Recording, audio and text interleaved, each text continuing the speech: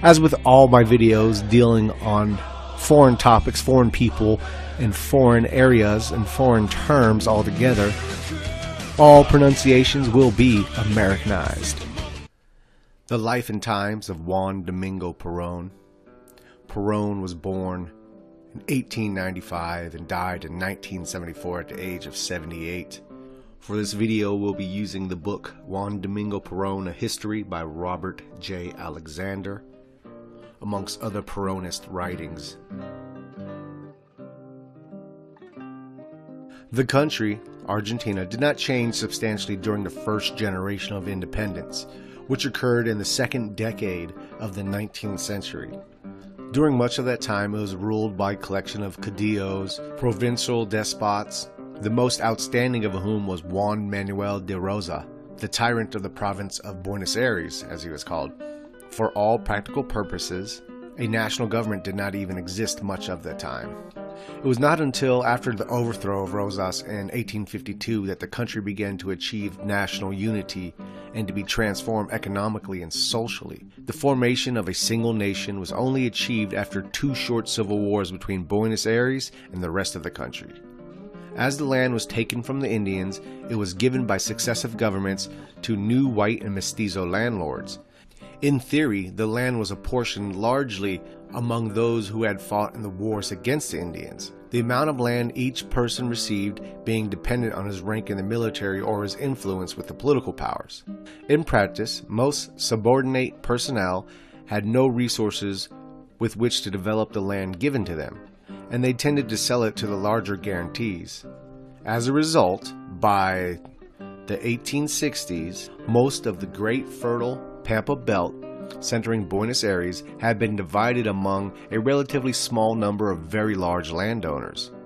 Much of the same happened farther south in Patagonia, which also was wrested from control of the Indians.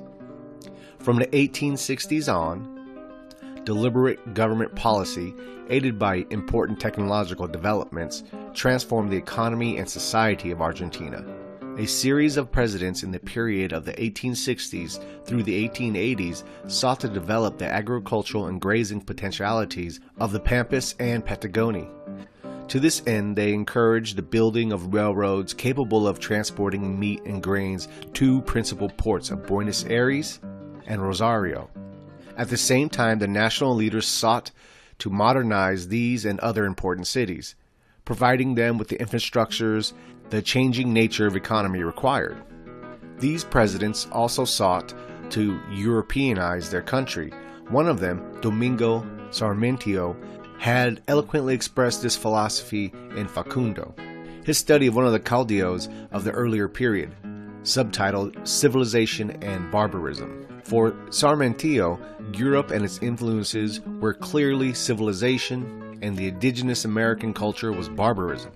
The immigrants to Argentina were faced with conditions that were strikingly different from those facing their counterparts in the United States. By the time they began to arrive in Argentina, the country's rich land had already been divided into great estates, and it was not possible for most of them to set up their own rural homesteads. So we're just giving a quick overlap of the modern Argentinian history and how it came about into being its own state, and also probably why within like the 100 years of it there's probably like 30 to 40 overthrows of government that took place. Thus the immigrants either worked on the large estates or settled down in the cities, where they became petty merchants, artisans, construction workers, and the like. The only part of the country where immigrants were able to establish family farms was the Northeast, in the province of Santa Fe, and others to the north. Even there, however, the immigrant farmers became tenant farmers more often than they became landowners. So we're seeing money interests buy up a lot of land and essentially renting it out to farmers and whoever else is a large part of this creation of the Argentinian state. The economy that developed after 1860 was based essentially upon the cultivation of the grain and the production of meat for export to Europe, particularly to Great Britain. Several factors stimulated this kind of economic development, aside from the deliberate policies of successive Argentine governments and the entrepreneurial spirit of the new class of large landowners.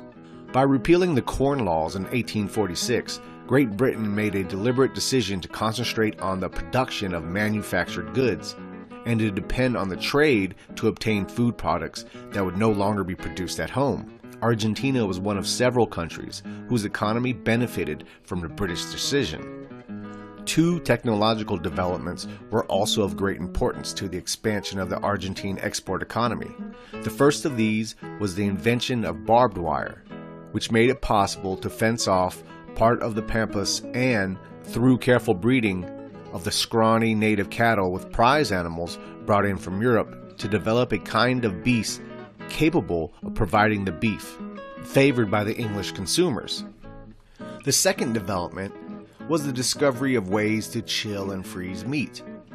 This made it possible to slaughter cattle and sheep in Argentina and ship meat across the Atlantic in refrigerated vessels, rather than shipping live cattle, which lost much of their weight in overseas passages. Much of the development of the economy in this period was brought about by the introduction of large amounts of foreign capital, principally from Britain, but also from France, Germany, and the United States. Thus, although the Argentine provinces built the first railroads, the job of developing a modern transportation system was soon turned over to British and French investors. The pre-World War Argentine economy was a very dependent one. It hinged on the production of large quantities of a small variety of products to export to foreign, principally European, markets. At the same time, much of the infrastructure of the expanding economy was in the hands of firms that had their head offices in London, Paris, Chicago, rather than Buenos Aires or Rosario. Although the export-oriented economy was very dependent for its prosperity on foreign demand for its goods and on the continuing flow of capital and people from other lands, it laid the groundwork for the development of another less dependent kind of economy. The failure of Argentine governments and entrepreneurs to develop this kind of complementary aspect of the economy generated the crisis the country faced by the 1930s and 40s that prepared the way for Juan Domingo Perón, a man who, in his own way, tried to deal with the crisis. In a word, the next rational stage in the development of the Argentine economy was that of import substitution industrialization. For a generation or more, Argentina did not take that step for industrialization. The government of that period, when they were not hostile to industrialization, were at best neutral on the subject. They were not willing to foster the growth of an industrial sector. The reasons for this were clear. Until 1916, the government was completely in the hands of political elements allied with large landowners, whose economic well-being was completely associated with the export trade.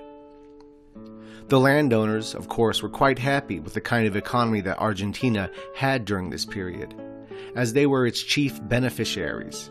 However, not only were the material interests of this class closely associated with the continuation of export trade as the focus of Argentine economy, but the landowners were also very closely tied emotionally and culturally to the British, Argentina's best customers. The Argentine landowning class, it is clear, had no desire to do anything that might interfere with the export economy, which served them so handsomely. They feared that any attempt to foster an industrial sector of the Argentine economy might bring about reprisals from the British, who might seek other sources of meat and grain. So once again, the bourgeois class only looking out for its own interest at the expense of everyone else. The Ottawa Conference adopted a system of imperial preferences whereby members of the empire agreed to trade with one another on preferential terms, charging lower tariffs on goods from within the empire than were levied on those coming in from countries outside of the empire. Argentina, although she may have been economically a part of the British Empire, did not politically belong to it. Therefore, the Argentine economy ran scared throughout the 1930s in the face of the threat represented by the imperial preference system. As a result, the Argentine administrations of that period engaged in prodigies of obeisance to the British. They succeeded in getting their partial exception from the imperial preference systems for themselves. However, in return, they went far out of their way to give favorable terms to British investors, to assure the British of a completely open market for their manufactured goods in the Argentine market, and to make it clear to them that they had no intention of allowing Argentina to be industrialized. Argentina was at first badly hit by the Great Depression. Her exports and the prices diminished. As a result, there was a shortage of foreign exchange, and the country could not continue to import the same wide range of manufactured goods as had been its custom. As a result, although the Argentine government took no steps to provide protection for industry, the Great Depression did in spite of the government. Until June 4, 1943, the government of Argentina continued to be hostile to the idea of industrialization. It blindly refused to see that if the country's economy was going to continue to progress, it would have to do so in the direction of developing a large manufacturing sector. Frank recognition of this fact was one of the contributions Juan Domingo Perón made to Argentina. As the working class grew in numbers, it also tended to grow in class consciousness. Starting in the 1880s, the organized labor movement came into existence. Railroad workers, port employees, ship repairmen, printers, and a variety of other kinds of workers began to establish unions. The governments of the time gave little encouragement to the new labor movement. Indeed, the conservative regime in power before 1916 tended to look upon the labor movement as subversive and to react very strongly against it. Laws were passed permitting the government arbitrarily to deport any foreign-born labor leaders who aroused its fear or indignation. Strikes were frequently broken by the police and even occasionally by the army. The era of the anarchist domination over organized labor was superseded by a period in which the socialists were the most important group. The union leaders came to be seen as administrators of activities for the workers, but the rank and file took an increasingly small role in union affairs. Attendance at union meetings declined, and in other ways, as well as the average union member was less actively involved in what its organization was doing. The communists alone made considerable effort to reach them, achieving marked success among the construction workers but organizing very feeble unions in other areas, such as the new metal and chemical industries and the older packing house sector. It was among these new industrial workers that Juan Perón was able to find his most fanatical and loyal supporters. By the 1940s, Argentina was notoriously backward among the Latin American countries in terms of labor and social legislation. In the two preceding decades, most of the other countries of the area, particularly the larger ones, had passed extensive labor codes providing systems of social security and extensive regulation of working conditions. They also provided legal recognition for labor unions and employers' organizations, and established the means for collective bargaining between them. Argentina had little of this. Therefore, the situation was ripe for the appearance of someone who, by bringing about the enactment of extensive labor laws, could win the support of the workers, both organized and unorganized. Yet the forces that controlled Argentina, both economically and politically, showed no desire to stimulate industrialization. In fact, they were generally hostile to the idea. Nor did the governments of Argentina during the interwar period show any inclination to deal with the problems of the large urban working class created by the export economy and the industrialization that had naturally taken place. These two problems gave Juan Domingo Perón his chance. So, as typical, the ruling classes are putting themselves over the people, making decisions for the country based on their own personal profit, as opposed to the well-being of the working class majority. Okay, let's get into a little bit of Perón's background and youth, since we just covered the background and youth of Argentina. Juan Domingo Perón was born on October 8, 1895, in the provincial town of Lobo in the province of Buenos Aires, about 60 miles south of the national capital. Juan Perón was of Italian descent on his father's side. The name Peroni, spelled P-E-R-O-N-I, or Peroni, P-E-R-O-N-E, is fairly common in Italy. One of the most popular beers in the Naples region bears the Peroni name. Juan Perón's great-grandfather is said to have been an Italian senator from the island of Sardinia. His mother is said to have been of partly American Indian descent. At the age of 16, Perón was admitted to the National Military Academy. He perhaps went there as much because this was a good way for a boy of modest means to get a government-paid education as for any other reason. The military academy had been established several decades earlier by a German military mission, and its faculty still contained a number of German members when Perón was a student there. The 1930s opened with the overthrow of the government of Hipólito by a military/civilian coup led by Uriburu. This was the first time since the 1860s that Argentine armed forces had ousted the government, but it was to be the beginning of an almost ceaseless process of making and unmaking regimes by the military. Since 1930, only 2 elected presidents have fulfilled their constitutional terms of office. And one of them was Perón fulfilling his first term, but he was ousted in the second one. The Revolution of 1930, however, was not only a military operation. It had the participation and support of most of the civilian political parties which were opposed to the government. The 1930 Revolution was of immense significance for the future of Argentina, and Juan Perón had an active although minor part in it. Still a captain, he is said to have commanded a part of the military group that seized control of the presidential palace and the streets around it on September 6th. Now, around these times, Perón had also spent a few years in Europe learning with their allies in Germany and Italy, and was highly influenced by what he saw going on, especially with Mussolini and Italian fascism. He actually believed that the Axis was going to win in World War II and was favorable to them until the point that they figured out they weren't going to win. And this is to be said where he first started gaining his understanding of third position politics. Now let's get into the GOU, which stands for the Group of United Officers. This was a little crew within the military, a little coup d'etat crew. Upon returning to Argentina in 1941 from his time in Europe, Colonel Juan Perón was assigned to work with the Argentine ski troops stationed at Mendoza in the Adrian Sea. In March 1942, he was transferred to the Inspectorate of Mountain Troops in Buenos Aires. There he became involved in a very important extra official activity, participation in the establishment of the GOU.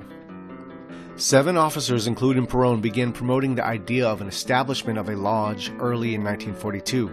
They won recruits to the idea, principally among staff officers in and near Buenos Aires. They also elected a directorate of 20 officers. These included 3 full colonels, 3 lieutenant colonels, 3 majors, and a captain. The last of these was Captain Francisco Filippi, private secretary to the war minister, General Pedro Ramirez, obviously a man with a strategic post in military hierarchy. Castillo himself, Castillo was the president at the time, had reached the presidency as an indirect result of fraudulent elections. In 1938, he had been the candidate for vice president of the political alliance known as the Concordancia, consisting of the conservatives, National Democrats, anti-personalista radicals, and the remnants of the independent socialists. This coalition that had run the country together with the armed forces since the Revolution of 1930 had maintained itself in powers by means of what its participants referred to as patriotic fraud. When President Roberto Ortiz, elected in 1938, fell ill 3 years later, Vice President Castillo took over, first as acting president, and then when Ortiz died in 1942 as President of the Republic. Castillo was widely unpopular. He had governed under a state of siege, he proclaimed, while only acting president. Much of the plotting was taking place May 1943. The GOU reached a decision to attempt a coup d'etat in September to prevent the election. Its basic proposition was that the Axis was going to win the war, and and as a result, the world would be divided into a number of spheres of influence. The alleged GOU statement went on to argue that in association with the victorious Axis, Argentina was the logical country to dominate South America. The principal rival for this role would be Brazil, and to isolate Brazil, it was Argentina's task to form alliances with all of the countries surrounding her and to force the Brazilians to recognize the hegemony of the Argentina-led group. Rapid changes in the fortunes of World War II soon made this view of the world obsolete. The Russian victory at Stalingrad, followed by the long and bloody retreat of the German armies from their high watermark in the Soviet Union, the Western Allies' victory in North Africa, and the landings in Western Europe, and the progress of American island-hopping campaign in the Pacific all tilted the balance against the Axis.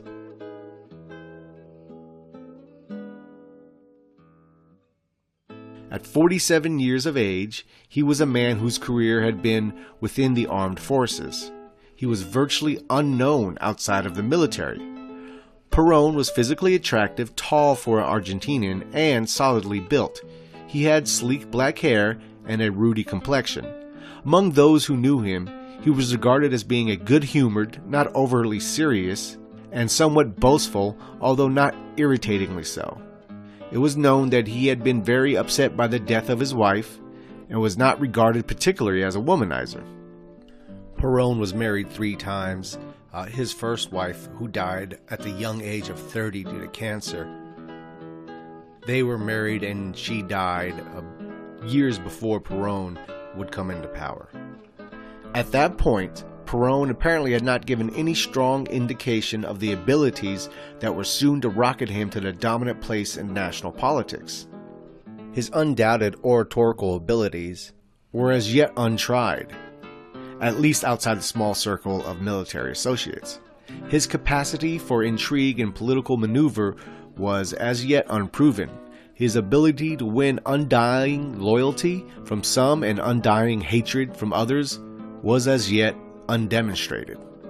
So no overtly recognizable wanting of power, at least yet.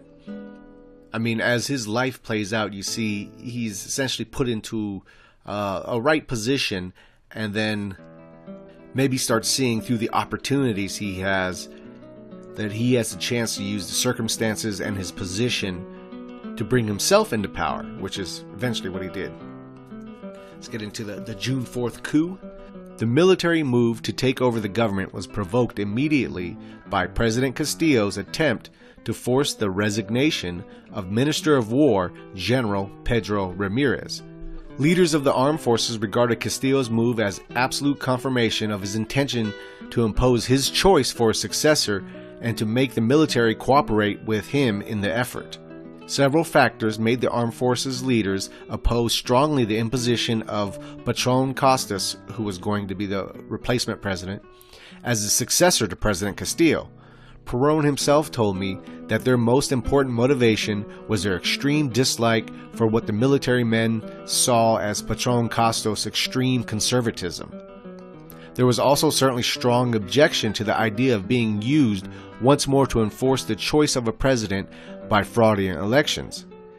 In addition, no doubt many of the pro-Axis officers, specifically among the colonels and lower ranks, were against Patron Costas because, as one of the country's largest landowners, he was presumed to be pro-British in the war. In addition, he cited contacts with German officers in the Argentine Military Academy and noted that during the late 1930s, when he and other Argentine officers had been guests of the Italian and German armed forces, they had been treated with respect and friendship.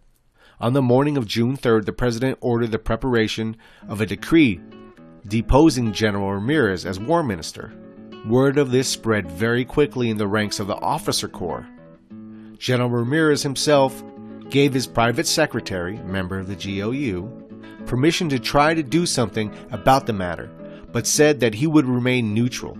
As a result, by that evening, contact had been established among 3 separate groups: the GOU, a number of generals and admirals, led by the Chief of Cavalry, General Arturo Rawson, who had their own conspiracy afoot against Castillo, and the principal officers of the Campo de Mayo garrison just outside Buenos Aires, who also had been talking about the need to remove the president. Starting at 10 p.m. on the night of June 3, 14 officers, all colonels and lieutenant colonels, with the exception of General Rawson, met at the cavalry school at the Campo de Mayo garrison and planned the movement which overthrew President Castillo the next day. Notably absent were Colonel Juan Domingo Perón and his close friend and hierarchical superior, General Farrell. Perón was not seen by the conspirators until late the following day, when it was clear that the coup d'etat had been successful. However, he had sent a proclamation explaining the reasons for the movement to the meeting and was unanimously accepted. Most of the time at the meeting was taken up with technical details of the proposed march on Buenos Aires. There apparently was little or no programmatic discussions, and it would appear that there had not even been a firm understanding as to who would succeed Ramon Castillo as president. Some took for granted that it would be General Ramirez, others that it would be General Rawson, who in fact led the rebellious troops into the capital. A force of 10,000 men marched on Buenos Aires. They met little opposition except a small naval station where there was some fighting and a number of casualties on both sides. They took the presidential palace with ease, although President Castillo had already fled to a naval craft, from which he disembarked once the victory of the rebellion was clear. On June 4th, President Castillo formally submitted his resignation. The first person to take over the presidency was General Arturo Rawson. However, within 48 hours, he was forced out of the office by the colonels who had brought about the coup because of disagreements over his cabinet appointments. His place was taken by General Pedro Ramirez. The key Ministry of War post was given to General Farrell, who before the coup had been Perón's immediate superior. He was a man without great ability to maneuver or great interest in ideas, and he seemed to have had boundless respect for these characteristics in Perón. General Farrell gave Colonel Perón the second position in the ministry, making him its secretary.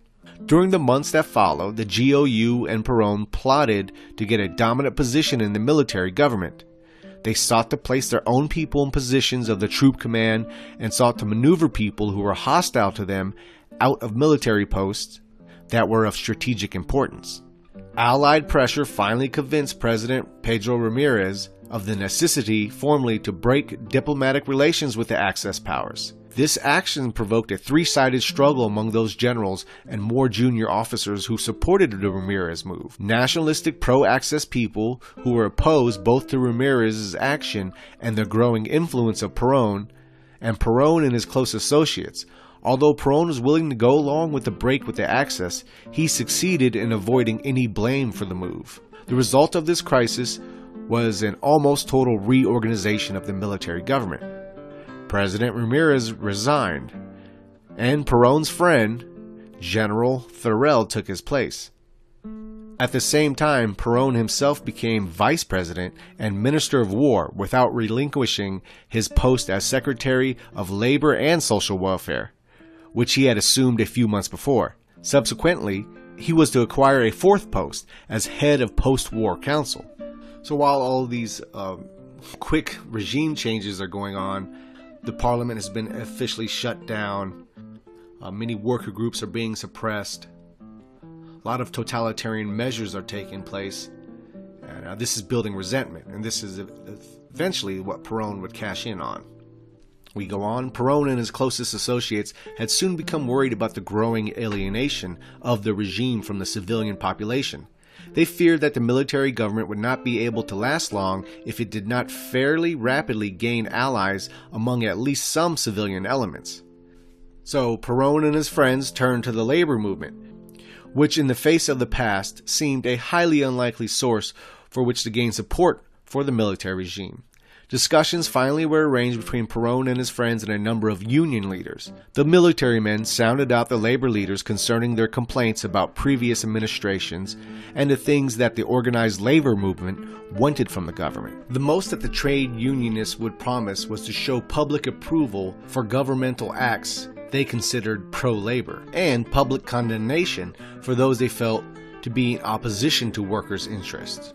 These discussions formed the background for some of the changes in government policy inaugurated in the last months of 1943, particularly those changes which brought to Juan Domingo Perón a wide civilian backing. Juan Perón was named the first Secretary of Labor and Social Welfare. During the next 2 years, Juan Perón made the most of the possibilities presented to him by this new post. His activities in this field included the enactment of a great deal of social legislation, the stimulation of growth of the organized labor movement, and increasing intervention in the process of collective bargaining. During the 1943 to 1945 period, a very large amount of labor and social legislation was enacted by the military government. This included laws extending Social Security, principally health insurance and retirement benefits, to virtually all parts of the working class. Laws concerning paid vacations and holidays, labor inspection, limitation of the employer's rights to dismiss workers, and a wide variety of other matters. From being a country notable for the paucity of its labor and social legislation, Argentina was converted into one of the most advanced governments in this respect. Each of these decree laws bore the name of Perón as Secretary of Labor and Social Welfare. So he's already outshining the president because it's his name that's attached to all of these worker reform laws, and for good reason, because it was him that was meeting with the unions and putting these things forward. Furthermore, even more important was his leadership in breaking down the resistance of employers' groups who for a generation or more had frustrated all efforts of their workers to unionize, and had steadfastly refused to bargain with those that did. Especially in the industrial ring around Buenos Aires, Perón forced employers to recognize and bargain with unions among the packing house workers, the metal workers, and in Heathrow, unorganized parties of textile industry.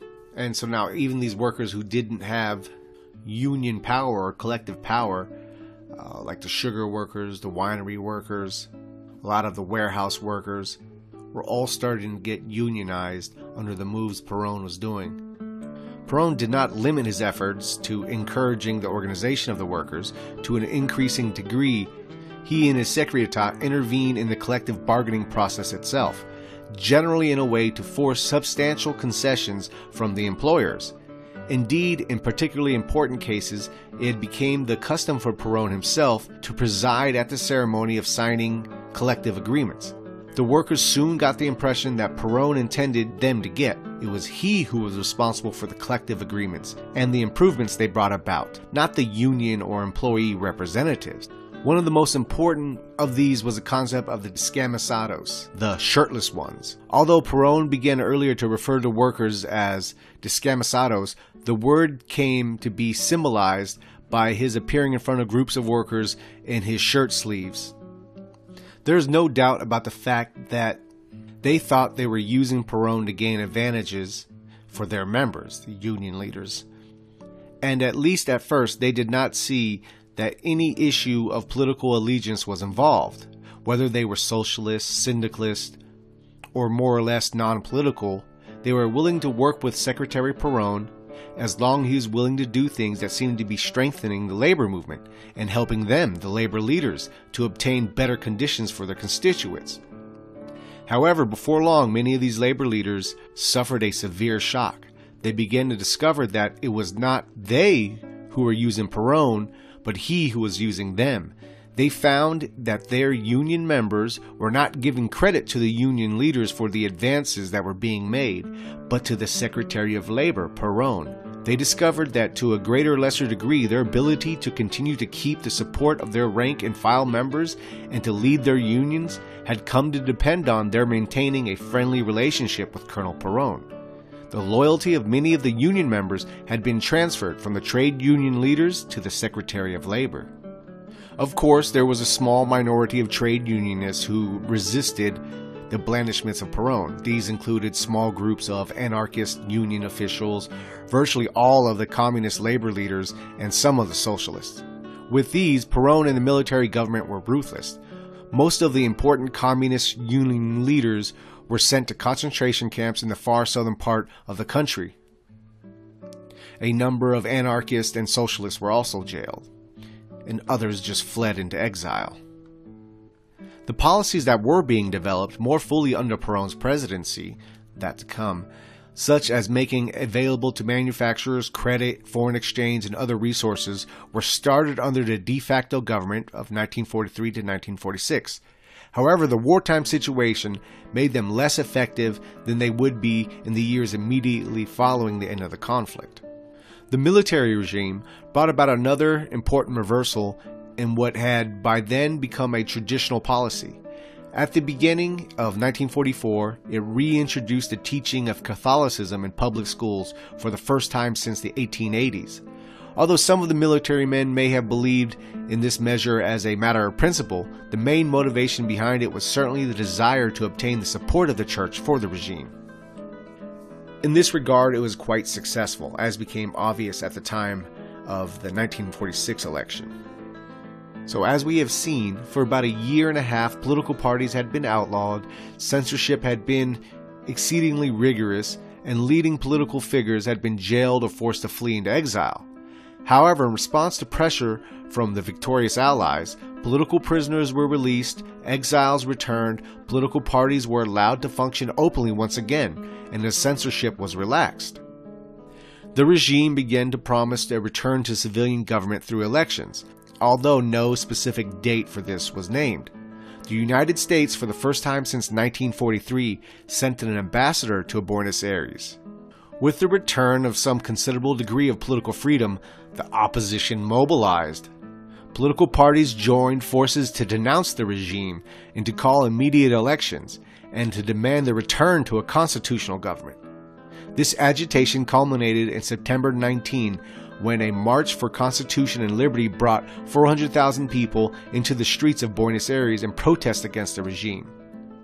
On October 9, 1945, power was seized by General Eduardo Avalos, commander of the major garrison at Campo de Mayo, just outside Buenos Aires. Seems like a lot of their revolutionaries coming out of this damn camp. Juan Perón was forced to resign all his positions and, after being given a chance to make a radio address to his followers, was placed on a prison island, Martin Garcia, the traditional place of secretation of the country's most important political prisoners. So now they're getting this constitutional government back, and they're seeing that their Supreme Court and everything else is, headed by a lot of conservatives. So the working people are starting to get a little bit weary that all the gains they made under the 2 years under Perón's moves, they might lose. So we go on. October 12th was one of the paid holidays which Secretary of Labor Perón had established by law. A fair number of employers hastened to put up notices after Perón's downfall that, in the view of recent events, October 12th would not be a paid holiday after all. See, as soon as they get a little bit of power put into their hands, this capitalist mentality, they'll even take away a single paid holiday from you.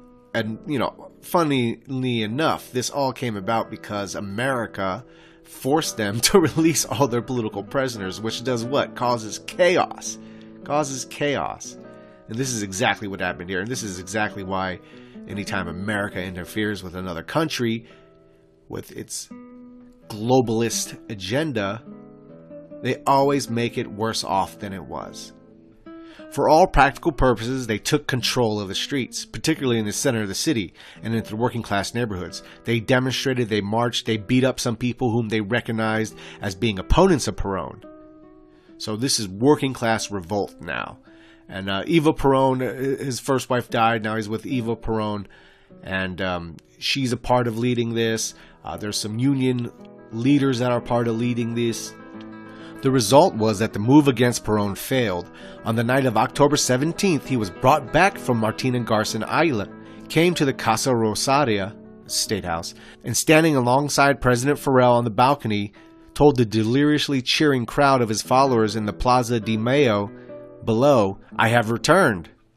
He proclaimed that the following day, October 18th, would be a national holiday in honor of that fact. October 17th meant the political coming of age of the Argentine organized labor movement. The workers had successfully defied the military. They had forced the army and navy leaders who had ousted Perón to back down, to bring him back to power. and to go into oblivion themselves. October 17th meant that the organized labor movement had become one of the two major groups upon which political power would rest in Argentina henceforth. Juan Perón learned the lesson of October 17th well. He knew full well thereafter that his power rested on the maintaining the loyalty of both the organized working class and their leadership of the armed forces. Meanwhile, the opposition parties had all joined forces to set up what they called Union Democratia, Democratic Union. The radical, socialist, progressive Democrat, and communist parties, the usual suspects, formerly belonged to the Democratic Union. And the National Democrat, or Conservative Party, threw its backing to the coalition without actually joining it. Perón, in contrast, talked almost solely about social and economic questions. He pointed with pride to the labor and social legislation for which he had been responsible as Secretary of Labor. Perón also received some help, albeit inadvertently and unintentionally, from the U.S. government. In the midst of the campaign, Braden, who was an American diplomat who first went back to Argentina, by then back home and serving as Assistant Secretary of State for Latin American Affairs, had the State Department publish the so-called Blue Book, which recounted the supposed links of Perón and his fellow officers with the Nazis before and during World War II. Perón, however, turned the Blue Book into his advantage. He denounced it as foreign intervention in the Argentine electoral process and pictured the voters as having a choice of supporting Perón or supporting Braden. The campaign was a rough one. Both presidential nominees were shot at upon occasion, although without effect. They were booed and heckled as well as cheered by their audiences. Nominees of both camps traveled widely and long throughout the country. Juan Perón won the presidency by about 54% of the vote on February 24, 1946. However, his supporters did much better than that in Congress. They obtained a two-thirds majority in the chambers of deputies and subsequently won all but 2 seats in the Senate, where election was by the provincial legislators, as had been the case in the United States before 1913. Juan Perón took the office of president for the first time on June 4, 1946. Perón came to power under exceptionally favorable circumstances. He had won a free and honest election, in which he had received a clear and substantial majority. His partisans controlled almost 2/3 of one house of Congress and all but 2 seats in the other. He had the strong support of the new force which he had brought massively into politics, the organized labor movement. The infrastructure of the Argentine economy was in reasonably good shape, with the country having Latin America's largest railroad system and a comparatively new highway system, constructed during the 1930s.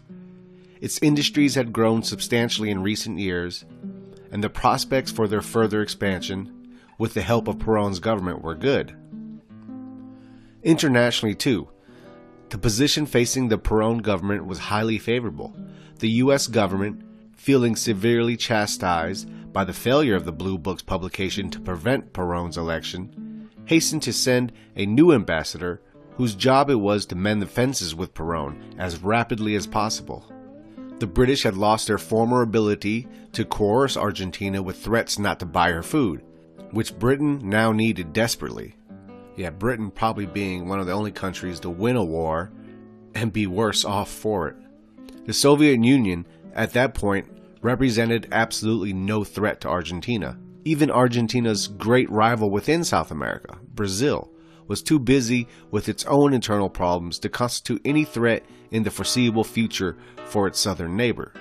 Despite the upside in the economic situation in Argentina, there were still complaints about the authoritarian grip over the government. These included destruction of freedom of press, persecution of the leaders of opposition, gerrymandering and election rigging, expansion of the activities of the secret police, destruction of autonomy of the labor movement, regimentation of the universities, and of education in general. During the years following his election, various methods were used to end the freedom of press. Health inspectors closed the printing plant of the Socialist Weekly, and they did the same with any printing plant where the Socialists sought to publish their paper. Eva Perón organized a publishing firm, and through various kinds of blackmail, forced owners of a number of newspapers to sell out to her company. The daily newspaper, La Prensa, was taken over through a more sophisticated procedure. The New Dealers, Union of Buenos Aires, presented the paper with a series of demands, including such impossible things as giving it control of the sale of the paper's classified ads, one of La Prensa's main source of revenue. Large numbers of smaller papers, especially in the provinces, were closed by another maneuver. Shortly before the beginning of the year 1952, centenary of the death of José de San Martin, the George Washington of Argentina, the government issued a decree that all papers must carry under the masthead the slogan, Year of the Liberator San Martin. But this order was disclosed only to Peronista papers, and scores of small publications that had not been notified were reported to have been closed down on the grounds that they had violated the decree. By the end of Perón's first term, there were no anti-government papers still being published in Argentina. Those publications which were not openly pro-Perón were neutral. At the same time that the Perón government was suppressing the opposition press, it was also mounting a persecution of leaders of the opposition. Many were jailed, such as Juan Antonio Solari, Secretary General of the Socialist Party, and Cipriano Reyes, who broke with Perón soon after he became president and organized his own opposition party. Other such radicals were driven into exile. The universities were more difficult to deal with than the organized labor movement. From the inception of the military regime in 1943, 6 national universities were the center of opposition to the government. Both professors and students protested against the oppressive acts of the de facto regime and continued to oppose the Perón government. Perón used various tactics to try and curb the universities. New laws were enacted depriving the institution of higher learning of autonomy which they had enjoyed since the end of World War I. The process of purging the faculties that had started under the de facto government was continued by President Perón. Perón's direct instruments of political control during his first period in power were the Partido Peronista, the Peronista Party, and the Partido Peronista Femenino, Women's Peronista Party. They were directly under the control of the president and his wife, and after Evita's death, both were dominated by Perón himself. Let's get into a little bit, real quick, of the principles they set up for his organization, what they call justicialism. The 20 fundamental truths of justicialism. Number 1, true democracy is one where the government does what the people want and defends only one interest, the people. Number 2, Peronism is popular in essence. All political circles are anti-popular, and for this reason are not Peronist. The Peronist works for the movement. Whoever in its name serves a circle or a caudillo is one only in name. 4. For Peronism, there exists only one class of men, workers. 5. In the new Argentina, work is a right that creates human dignity and is a duty, for it is right that everyone produce at least what he consumes. 6. For a good Peronist, there can be nothing better than another Peronist. 7. No Peronist should feel himself more than he is, or less than he should be. When a Peronist begins to feel himself to be more than he is, he begins to convert himself into an oligarch. 8. In political action, the scale of values of every Peronist is in the following. First, the fatherland, then the movement, and then the men. 9. For us, politics are not an end, rather only a means for the good of the fatherland, which is happiness of its children and national greatness. 10. Two arms of Peronism are social justice and social assistance. With them we embrace the people in justice and love. 11. Peronism wants national unity and not struggle. It wants heroes and not martyrs. 12. In the new Argentina, children are the only privileged ones. 13.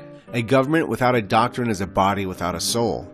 For this reason, Peronism has its own political, economic, and social doctrine, which is justicialism. 14. Justicialism is a new philosophy of life that is simple, practical, popular, profoundly Christian, and profoundly popular.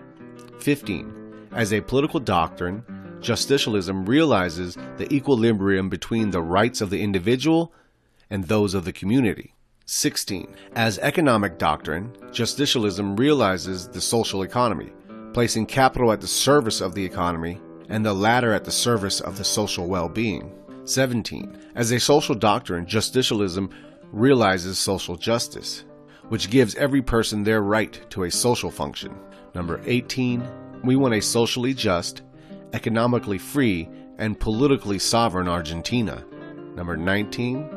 We constitute a centralized government, an organized state, and a free people. And lastly, number 20. The best we have on earth is the people. So those were kind of the guiding philosophies behind what he was calling justicialism. So the Peronista Party emerged during the first year of Perón's presidency. He had been elected as a candidate of 3 different parties organized for the particular purpose of backing him: the Partido Laborista, the Renovated Radical Party, and the Independent Party. Of these, the Partido Laborista was by far the most important, winning a majority in both houses of Congress on its own. In March 1946, several weeks before he was due to take office, Perón announced that the 3 parties which had supported his election should be merged into a single Partido Muncio de la Revolución Argentina, single party of Argentine Revolution. He made this announcement without consulting the leaders of the 3 parties or obtaining their approval for the move. During the first years of her husband's presidency, Evita now, she conducted a radio program supporting the government's programs and arguing strongly in favor of women's suffrage, which did not yet exist in Argentina. With the new Peronista Constitution of 1949, votes for women became a reality, and Evita set about to organize the government's female supporters in the new Partido Peronista Femenino, the groundwork which she had already laid. Although the ideas of justicialism always remained a little murky, Perón and his supporters pictured them as constituting a third position between capitalism and communism, between idealism and materialism, between individualism and collectivism. All this would seem to tell more what justicialism was not than what it was. It remains true that in spite of a myriad of attempts by Perón, his more philosophically inclined political associates, and others to give firm content to the concept of justicialism, they were never able to picture it as a coherent political philosophy. And that really falls on him, as he was never really able to stay consistent with what the ideals were, and as we'll see at times put himself in front of those ideals. Over the many years in his activity in Argentine politics, Perón at different times appealed to the military elitism, disdain for militarism, working class syndicalism, social Catholicism, anti-clericalism, and various other themes. However, these desperate and sometimes contradictory ideas were never really integrated into a consistent philosophical context. In fact, the only theme which seems to be consistent throughout Perón's political career is that of Argentine nationalism. A major element of the economic policy of the Perón government again was to draw upon the resources of the agricultural and grazing sectors to effect the expansion of other parts of the country's economy. The IAPI, Argentine Institute of Production and Exchange, who was given a function of buying up the country's output of grain and meat and selling it domestically and abroad. Perón's original justification for the IAPI was that it was designed to avoid being taken advantage of by Argentina's foreign buyers, as he claimed had occurred after World War I. Through having a single seller of Argentina's products, the country would be able to strike the most advantageous deals possible with those abroad who wanted to purchase them. In practice, however, Perón used the IAPI to drain resources from agriculture and grazing for other purposes. Those purposes were several. Some of the substantial foreign exchange resources obtained from the sale of meat and grains was made available to industrialists to import machinery and other equipment that they lacked, so building up the industrial infrastructure. Some was also used to bring in requirements for such government projects as a gas pipeline that was built from the southern oil fields to the Buenos Aires area, and to open new coal mines in the Rio Turbio region. During most of his time in power, Perón had the IAPI pay the agriculturalists and grazers prices for their products that were so low that they damaged the rural sector of the economy. Large numbers of rural entrepreneurs, particularly smaller ones, withdrew from agriculture altogether.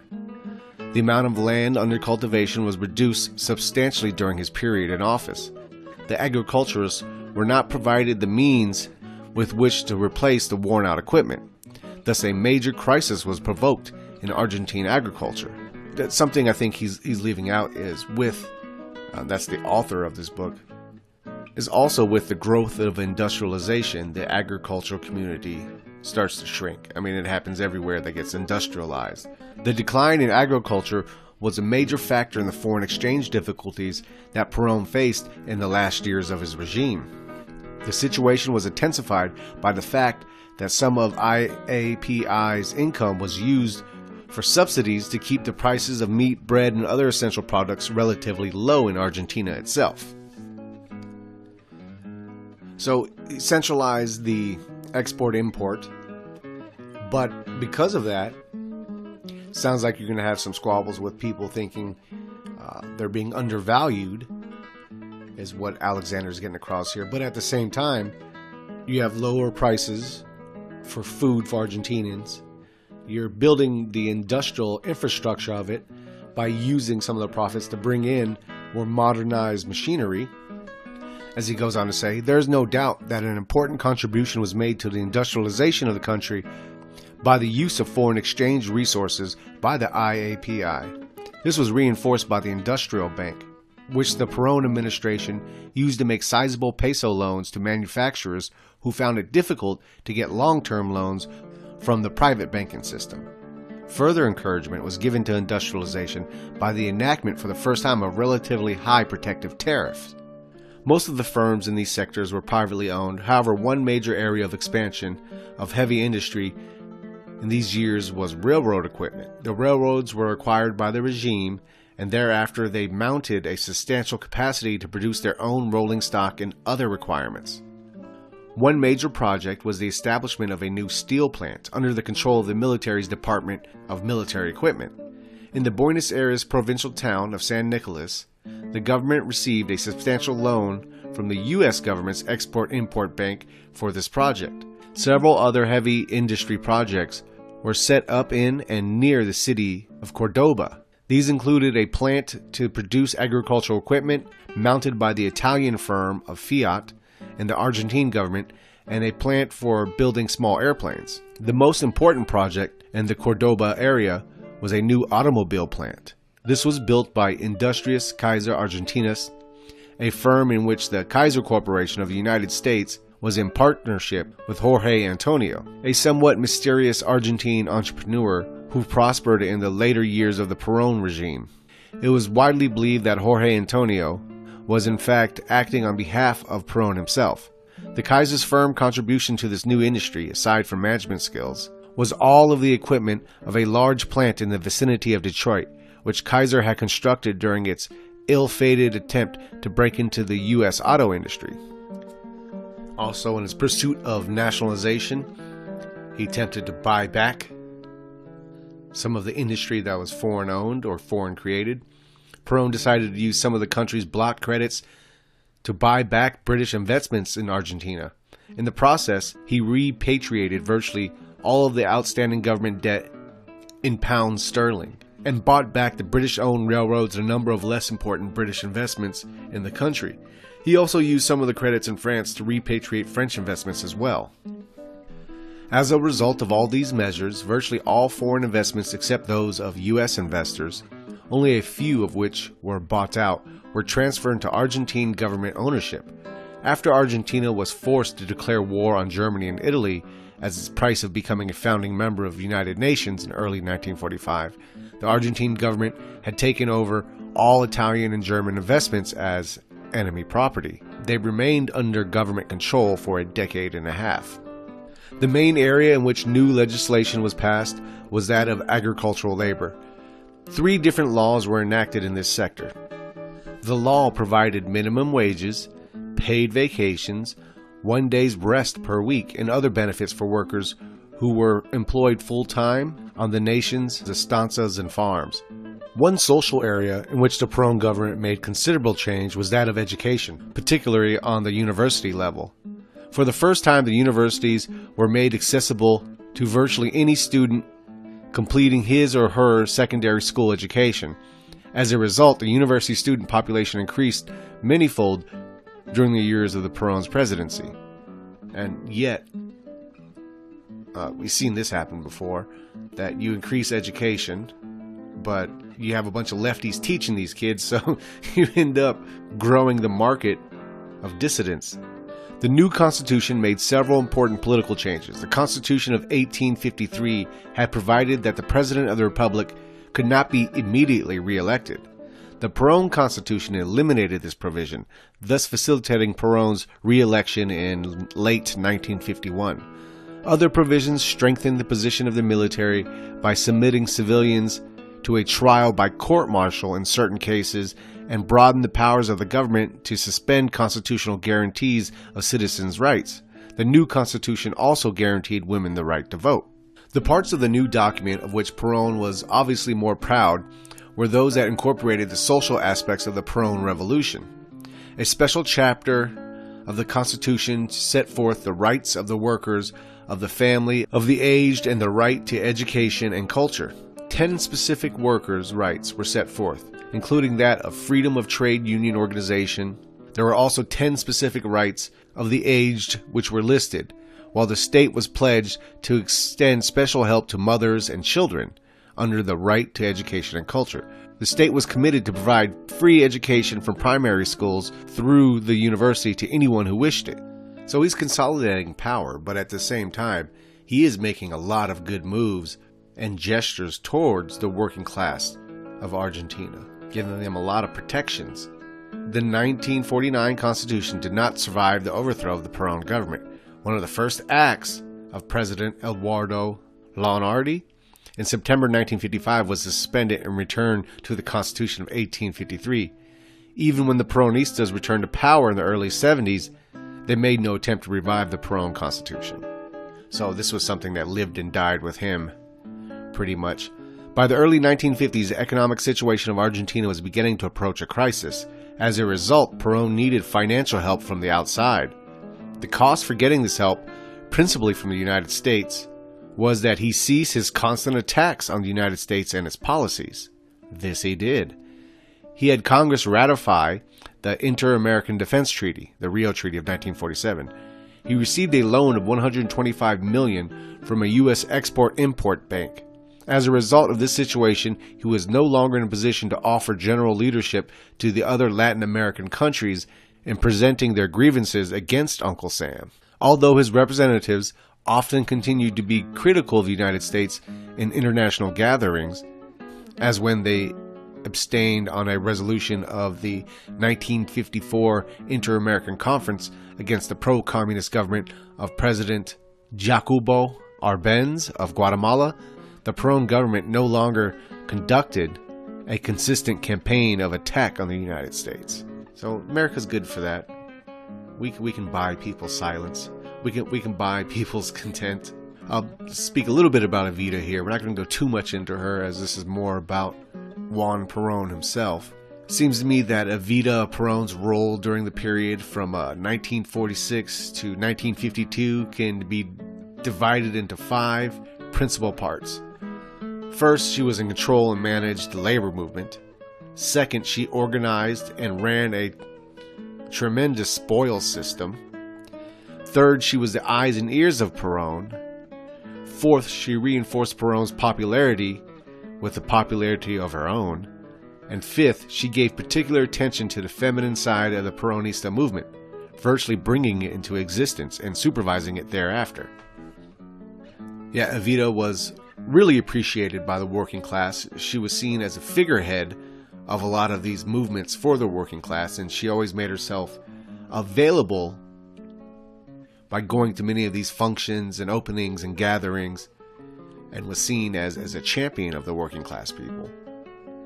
And she definitely in herself took it seriously and was much more than just the pretty high-class dressing wife of Perón. She died of cancer in 1952, And that definitely dealt a blow to the Perón organization. So much so, I mean, she was the type of woman where if Perón had stepped down and she became president, there wouldn't have been too much pushback. When he gets exiled and when he comes back and becomes president, his new wife at the time, he dies, pretty quickly after he's elected, and due to illness, and his new wife becomes president, and they just overthrew her right away. Like, no fucking way, bitch. So it's but with Evita, it wouldn't have been that way. I don't think so. I think she was viewed as a national hero to them, the mother figure. By the early 1950s, all the factors that had worked in his favor a few years earlier and had made it possible for him to appear as a great benefactor of the workers and the militant nationalists had turned against him. By the early 1950s, the vast foreign exchange reserves which Argentina had piled up during and immediately after World War II were exhausted. European agriculture had to a large degree recovered from wartime devastation by the early 1950s. Therefore, the demand for Argentine grazing and agricultural products was no longer as great as it had been a few years earlier, and the prices of the goods Argentina had to sell had fallen substantially. In addition, the impact of Perón's deliberate program of taking resources from agriculture and grazing for the development of other sectors of the national economy had begun to have quite a negative impact on the rural sector. All of this was complicated in the early 1950s by several years of disastrous drought. Although Argentina had droughts at various times in the past, in this case the effects were the most severe that anyone could remember. The country suffered a major agricultural and grazing crisis in the years from 1951 to 1953. Argentina was hard-pressed to meet its commitments for the export of grain and meat, and in order to do so was in fact forced to import some grain from places as far-ranging as Romania and the United States. So when it rains, it pours. The economy gets a little shaky, and then on top of it all, this severe drought hits their country. There were other additional dimensions to the economic crisis. Many of the firms which the government had taken over in 1943 were run very inefficiently and incurred substantial deficits. These deficits, of course, had to be met from a general government treasury, which was one of the several factors that led to the increasingly large government deficit and was a powerful impetus to inflation. The impact of this crisis was felt more strongly within the country. Shortages of meat and pasta, virtually unknown in Argentina before, made their appearance. Meatless days were introduced by the government fiat. Some cynical Argentinians commented that the government had converted them into canaries, explaining that grain hitherto used to make birdseed was now being used for human consumption.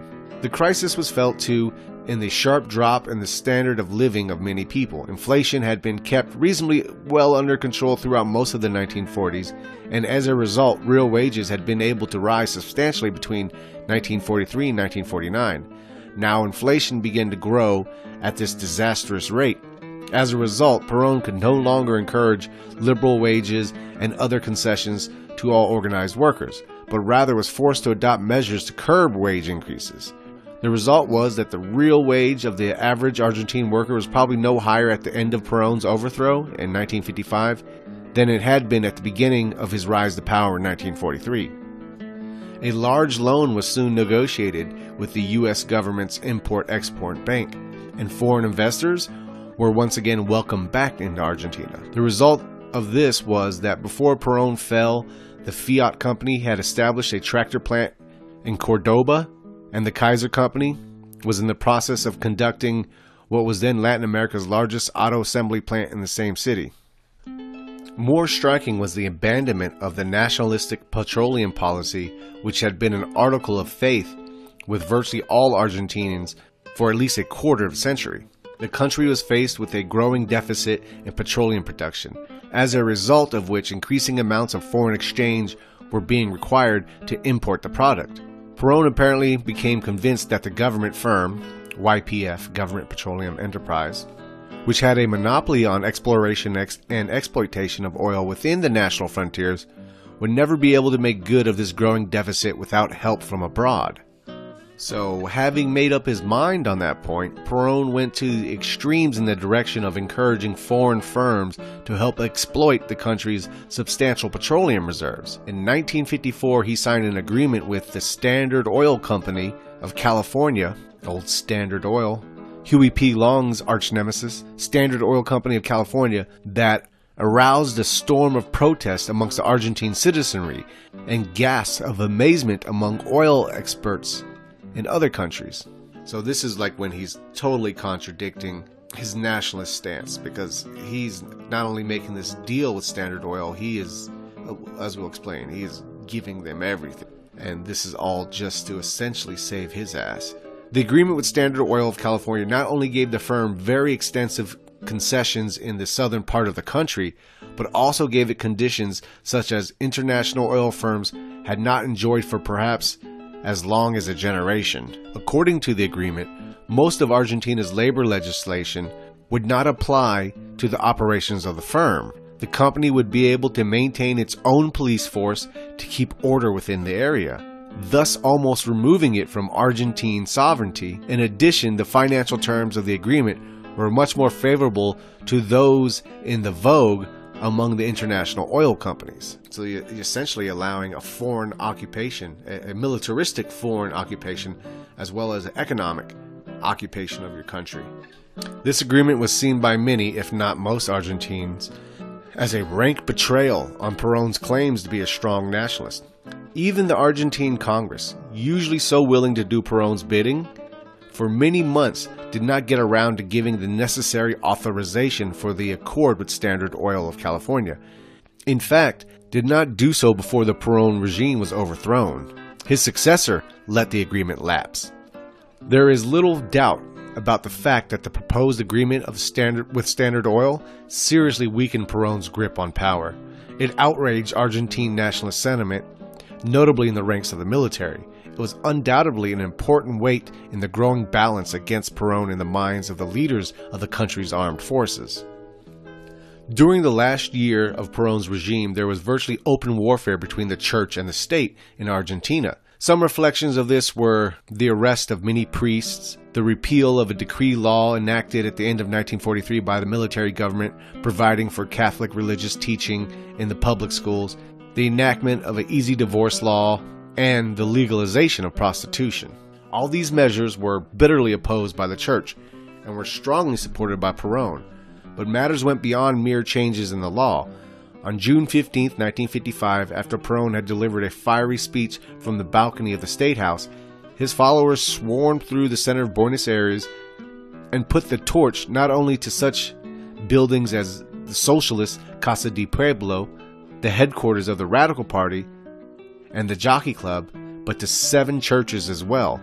On the same day, 2 bishops were arrested and were deported to Italy. So first, he built a strong relationship with the church, and then he lost that. And once again, kind of like the universities, when you build up an institution and then something goes wrong and now the institution has the power to turn against you and be threatening, I don't know, you got to factor these things in. So many things were not going right for him at this time, including the absence of a vita to maintain daily contacts with the people and to keep Perón informed of what they were thinking and feeling. The growing economic crisis that resulted in the reversal of a trend towards higher real wages to early lower standard of living, and the slowing down of economic development was another. So too was the sudden apparent reversal of the economic nationalism that had characterized the early years of the regime. Then finally, the sudden outbreak of a bitter feud with the Roman Catholic Church undoubtedly helped to weaken the loyalties of both Perón's military and civilian adherents. So all of these are accumulating on him. Drought, economy slowing down, he's striking deals with international finance, he's taking loans from America, he's allowing Standard Oil to essentially put foreign police in his land and do what they want with the land he was willing to give them. Evita's death. So eventually, the overthrow comes. The first of the 2 attempts during 1955 by elements of the armed forces to overthrow the Perón regime took place on June 16. This was an effort by elements of the Navy and the Air Force. With apparently very little support from the Army, aircraft bombed and shot at the presidential palace from a low altitude. However, after a few hours, the revolt was put down and the regime seemed once again more or less secure. Subsequent to the abortive uprising, there circulated various stories about Perón's behavior during the attack. Generally, they tended to picture him as having lost his nerve and as giving little or no leadership to the moves to suppress the insurrection. Whether or not these stories were true, they certainly damaged him politically. Machismo, or manliness, was still highly prized in Argentina, one of the last countries to give up the custom of dueling. And the widespread belief that Perón had proven a physical coward during the June uprising certainly tended to generate contempt among his opponents and perhaps even among some of his supporters. So this poor guy, he's just having everything come down on his head, and on top of it all, they're calling him a pussy now. On July 10, he gave a speech in which he pledged to dismantle the repressive apparatus of the regime. He announced that his objectives of the 1943 revolution had now been achieved, and now it was time for reconciliation. So now he's making another classic mistake. He had a certain grip on power, and now he's going to loosen it, thinking this is going to save him. On September 16, 1955, the second, and this time successful, coup against the Perón regime began. This uprising did not start in Buenos Aires, but rather in the provinces. In the south, at Bahia Blanca and at other bases, the Navy proclaimed itself in rebellion and seized control of nearby areas, while elements of the fleet steamed into the direction of the capital. General Amburu, in a conversation with me many years later, argued that what brought Perón down at that point was failure of nerve, not military defeat. He maintained that if Perón had set his forces into action to suppress the revolt, he would have been victorious. Only the outlying parts of the republic were in revolt. Their resources were severely limited, and Perón, having the bulk of the army still loyal, could have put down the insurrection. By the time he gave up, the heavy ships of the fleet were arranged along the Plata estuary and were threatening to bomb first the oil depots in the vicinity and later the city of Buenos Aires itself, if the president did not resign. This became more or less the official Peronista explanation for Perón's surrender. His own explanation to me was that he got out to avoid a civil war, which would have undone all that he had accomplished. But for whatever reason, whether it was to avoid a civil war, whether it was out of fear, whether it was he thought there was more people involved in the revolt than there really were, whatever the case may be, he went down without a fight. So we'll go into a little bit of his exile now. After several days of apparent hesitation, Perón finally took refuge on a Paraguayan gunboat, which happened to be in the Buenos Aires harbor. Shortly afterward, he was allowed to go off to Paraguay to begin his 18 years of exile. Shortly thereafter, General Lonardi arrived in the capital to assume the presidency. From Buenos Aires, Perón first went to Paraguay. However, the country's president, General Alfredo, whose ascension to power the year before had been supported by Perón, did not want to imperil his relations with the new government in Argentina, so he soon saw to it that Perón abandoned his first place of refuge. In the years that followed, Perón spent periods in Venezuela, Panama, Nicaragua, and the Dominican Republic before taking up permanent residence in Madrid, in the capital of Franco, Spain. There he remained with slight interruption until he returned to his native country in 1973. Perón was in the Spanish capital for almost 15 years. His opponents spread the story that he lived there in great luxury. However, this is more fiction than truth.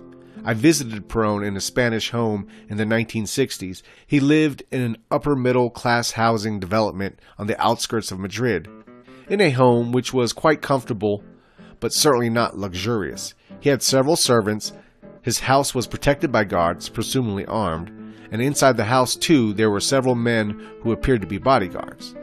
So even far away from Argentina and Spain, he still had pull, especially with the Peronist government, or people running for government. He would often back and choose who would be the leading person, and at least give his opinion, and it was highly respected. In fact, even at times, he would get jealous over people he think that would overshadow him. So there's even times where he started petty rivalries even within his own party. But the whole time he was gone, there was about 13 coup d'etats that took place in Argentina. So obviously not stable at all. So that chaotic situation, of course, opened the door to Perón coming back. So we jump ahead to that.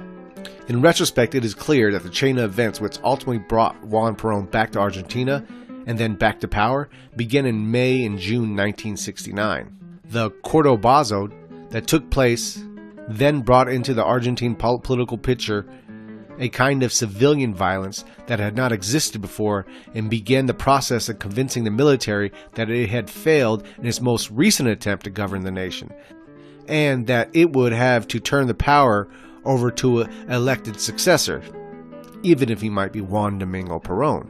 What the Argentines still call the Cordobazo was a widespread movement of protest against the economic and other policies of the military government of President General Juan Carlos Onganía, although it was centered on Cordoba. It also took place in Rosario and several other smaller cities. The Cordobazo began as a series of student and worker strikes.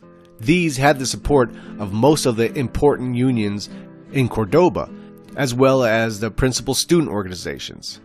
They were also backed by the underground Peronista movement, as well as various other radical groups that had some degree of influence in Cordoba organized labor, particularly the Trotskyites. Strikes became demonstrations that turned into full-scale riots. In fact, the movement in Cordoba, Rosario, and one or two of the other places took on a character of full-fledged insurrection against the Onganía government. The army was called in to suppress the movement, and it took several weeks for the military to completely put down the uprising. So during Perón's absence too, student worker parties started to romanticize his memory more, wanting him back. The youth did, and then you had the people that were there that were still his supporters when he left. So you had this interesting combination of young leftists and older rightists. Although the government was finally able to reestablish law and order, the long-run impact of the Cordobazo was very serious. As a direct result of it, one of several Argentine Trotskyite groups, the Revolutionary Workers' Party, decided shortly afterward to launch a parliamentary organization, the ERP, Revolutionary Army of the People, to carry on sustained armed conflict, that is, a terroristic or guerrilla campaign, depending on how one wishes to describe it. Now, this caused friction amongst the group, as some did not believe in getting into terrorist acts, while others did. The organization split, and the group opposed to guerrilla warfare ultimately joined with a left-wing faction of the Socialist Party to form the Socialist Workers' Party.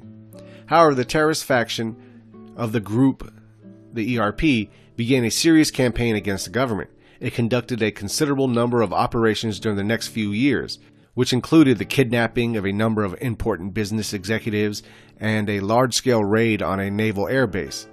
In the process of its operations, the ERP acquired millions of dollars through bank robberies and the collection of ransom. The beginning of a deliberate and sustained paramilitary activity against government was not the only change in Argentine political situation taking place under the Onganía government. Another highly significant factor was a growth of sympathy for Perón among groups which had traditionally been hostile towards him. The bulk of Perón's backing since 1943 had come from the workers, particularly the organized workers. During Perón's long period in exile, they had been the ones who had stuck with him through thick and thin. In contrast, during his first period in power, specifically from 1943 to 1945, and for many years thereafter, the middle class, with the exception of some industrialists, had been generally hostile to Perón. This was particularly the case among university youth, who from 1943 to 55 constituted the shock forces of the opposition to Perón and showed little sympathy for him after he fell. However, by the late 1960s, the situation had begun to change dramatically. Perón began to rally strong support among the university students, and the Peronista youth, consisting largely of university and secondary school students. The change was rapid and dramatic.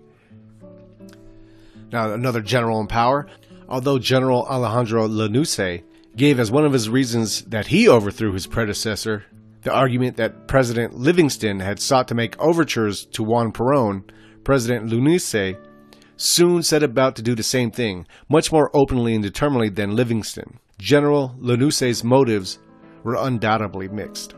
On the one hand, it is clear that he and those closest to him had come into the conclusion that in the light of the Cordobazo, the growing guerrilla movement, and the crisis in the nation's economy, it was high time for the military to turn over control of the government to elected civilians. Although he doubtlessly hoped that this would not be to Juan Perón or one of his followers, he became increasingly willing even to pay that price in order to get the military out of an increasingly impossible situation. It is also probably true that President Lanusse hoped that in the process of the maneuvers leading to the return of the constitutional government, he would emerge as a logical candidate for the presidency and would be elected, like many others before him. He must certainly have dreamed of the possibility of striking some kind of agreement with the exiled dictator that would bring Perón to throw his sizable following behind a friendly but non-Peronista candidate. In this case, Lanusse himself, however, Lanusse was to be sadly outmaneuvered by the man in Madrid. Soon after seizing power, Lanusse announced that he was going to prepare the way for elections and the installation of a new constitutional regime. He announced that the political parties, which had been outlawed by Onguenia, would be allowed to reorganize, and that the new electoral law would be enacted. The Peronistas, of course, immediately raised. Messengers went back and forth in constant stream between Perón and Lanusse in the Casa Rosaria. Perón's own followers made numerous pilgrimages to Madrid. Leaders hitherto of anti-Peronista parties did the same. The public process of preparing the forthcoming elections took place against a semi-secret background of maneuvers and negotiation. Little by little, Lanusse was forced to make concessions to Perón and his followers. The criminal charges which had been lodged against Perón right after his overthrow were withdrawn. His expulsion from the army was cancelled. Lanusse announced that Perón was free to return to Argentina any time he wished to do so. The government disclosed where the body of Evita Perón had been buried, in a cemetery in Italy, and permission was given for it to be turned over to Perón and ultimately to be brought back to Argentina for burial there. The Peronista party was given legal recognition under the name of Party Justicialism. As one of the final ploys in his maneuvering, President Lanusse had written into the new electoral law a provision that no one could be a candidate in the coming elections who was not a resident of Argentina by August 1st, 1972. He thus hoped to force Perón to decide whether or not to come back and be a candidate, or perhaps to throw his support to Lanusse. Perón ignored this maneuver. He stayed in Madrid beyond the deadline and thus ruled himself out, apparently as a candidate. But he had made a strong point of the fact that he was not thereby endorsing anyone else. Perón would come back in November 1972 for the first time in 17 years. Let's get into the Campora presidency, who was also a Peronist. Hector Campora was inaugurated as the country's second Peronista president as of May 25, 1973. One of his first acts was to proclaim an amnesty for those who have been jailed for terrorist activities. He then set out about a rather energetically developing an economic and social program for the new government. In a message to Congress shortly after taking office, Campora indicated a variety of measures that he would be sending for their consideration. To deal with the inflation problem, he proposed to reduce some prices, to freeze all others, and to permit a 25% general wage increase that could not be passed on to the consumers, and then to freeze the wages for 2 years. To get the economy moving, he suggested an extensive public housing program, tax reform, reduction of high interest rates, and a development of a more efficient marketing system. He also promised legislation to regulate meat and grain exports, control foreign investment, nationalize bank deposits, and redistribute unused rural land. A commercial agreement was signed with Cuba, under which the Argentine government agreed to finance some $200 million worth of Cuban purchases of Argentine products, principally manufactured goods including automobiles and other vehicles, over a period of several years. Without doubt, however, the most spectacular event that occurred during Hector Campora's short presidency was Juan Perón's definitive return home. He arrived on June 20th, 1973, and more than 1 million people went out to the environs of the Ezeiza airport to receive him. However, the event was marked by a major tragedy, which bode ill for the future. Before Perón's plane had arrived at the airport, a shooting broke out amongst the immense crowd that was waiting to receive him. The exact cause or sequence of the outburst of gunfire remains obscure, but what is certain is that various rival armed groups of Perón supporters began shooting at one another. This caused a panic, and in the mad rush, many were trampled to death. On July 13th, Hector Campora and Vicente Solano Lima resigned as president and vice president, respectively. This move was obviously made to pave the way for the return of Perón to the presidency. The circumstances surrounding the resignation of Campora and his vice president remain somewhat obscure. It is by no means clear whether the original agreement between Perón and Campora had been that the latter would be the caretaker president until the way for the return to the post by Perón could be arranged, or whether Perón forced Campora out of the post without there having been any such earlier agreement. In any case, Campora's presidency lasted less than 2 months. Chamber of Deputies President Raúl took over as acting president of the Republic. With Campora's resignation, the country entered into another presidential campaign. The list of candidates this time was shorter, with the number of those who had run earlier in the year endorsing the candidacy of Perón. Ricardo Balbir of the People's Radical Party was the most important opponent of the Peronista candidacy. Perón was only presented with one significant problem during the campaign. This was the decision concerning who should be his running mate. His supporters were divided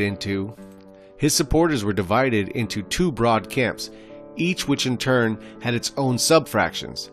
The two main groups were the traditional Peronista trade unionists and the groups that had adhered to his banner only since the late 1960s.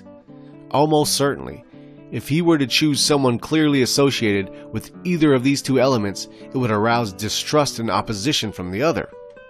He was also faced with the fact that during his years in exile, he had jealously prevented the rise of any figure who might possibly represent a challenge to his own authority within Peronismo.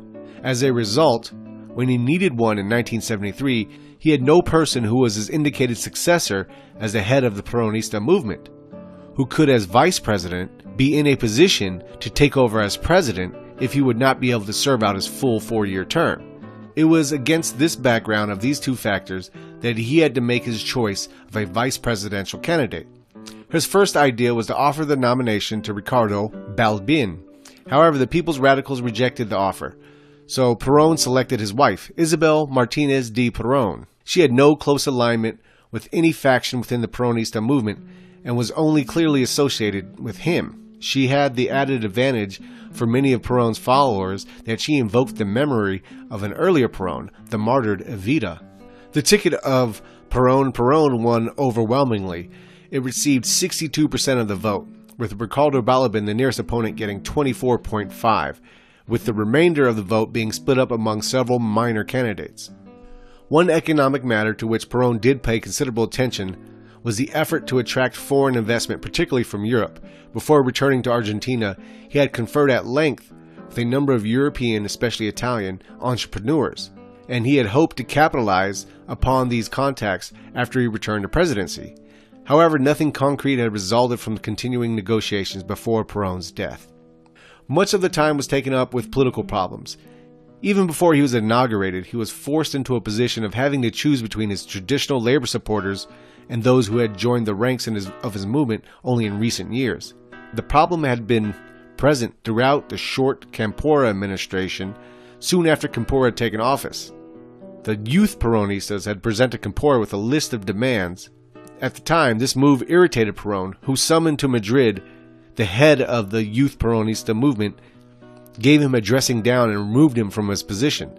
At that point, the youth Peronista accepted Perón's rebuff with good grace. The removal of the head of the organization was followed by large numbers of self-criticism sessions by local units, in which the young Peronistas admitted their mistakes and reaffirmed their loyalty to Perón. The problem of the guerrilla or terrorist movement also had continued under Campora, and was one of the first things that Perón had to deal with upon taking office. With the election of Campora, those terrorist groups professing loyalty to Perón had announced they were ending their guerrilla activities. However, after some initial discussion, the Trotskyites, the ERP, announced that they were going to continue their activity. Subsequently, Perón moved strongly against leftist elements within his justicialism ranks. The police raided the headquarters of the Peronista youth. Then, after first bringing pressure on various state governors to remove leftist elements from their administration, he endorsed the ouster of the leftist Peronista governor of Cordoba, after that official had been removed by right-wing Peronistas and the police in March 1974. Now to Perón's death. As all this is going on, Perón had come back to Argentina a very tired and sick man. Even the official posters welcoming him back confirmed this. Although showing his hair still black, they pictured the deep wrinkles in his face, his hardened, leathery complexion. The smile they presented seemed forced, and one might even think that it barely concealed pain. He wanted to leave to history the memory of a man who had forged national unity rather than one who had to rent it asunder. During the months of his second presidency, there was a great deal of worry about his state of health. He was forced on various occasions to cancel appointments and to take to his bed for short periods of time. Rumors circulated constantly concerning the seriousness of his illness. The worries about Perón's health were probably as great or greater among the opposition than among his own followers. Accepting as genuine his gestures of reconciliation and his promises to govern democratically, the radicals in particular saw Perón as probably the only person with enough popular support to be able to lead the country through the terrible economic crisis that all admitted it was facing. They hoped and prayed that he would live long enough to overcome the crisis, thus laying the basis for establishing democratic constitutional government on a firm basis. They hoped that he could bring to an end at last a seemingly uninterruptible sequence of coups and counter-coups, a sequence that Perón had helped start as a young army officer 33 years before, and for which he had borne so much responsibility directly or indirectly after 1943. Although it became widely accepted that he would probably not live out the full 4 years of his term of office, it nonetheless came as a real shock to the people of Argentina when on July 1st, 1974, it was announced that President Juan Domingo Perón had died. He was succeeded by his widow, Isabel Martínez de Perón, who became the first female president of Argentina, but who also was replaced via coup d'etat. So she was ousted from government and she fled back to Spain, still alive to this very day, I might add. But after she was ousted, what took place was what they call the Dirty War. A lot of Peronistas were eventually murdered or disappeared. So that is the life and times of Juan Domingo Perón, who I think when we look at his body of work, we could say there was a lot more positive than negative. He did at times make moves that were selfish, and he did show jealousy, a little bit of narcissism. But it seems that his goal was not just power for the sake of power or wealth for the sake of wealth, but he wanted to be remembered, and he wanted to be remembered for great service to Argentina. That seemed to be his driving force, no matter what mistakes he may have made here or there, or no matter where character may have failed him. That did seem to be his motivation. So that is the life and times of Juan Domingo Perón.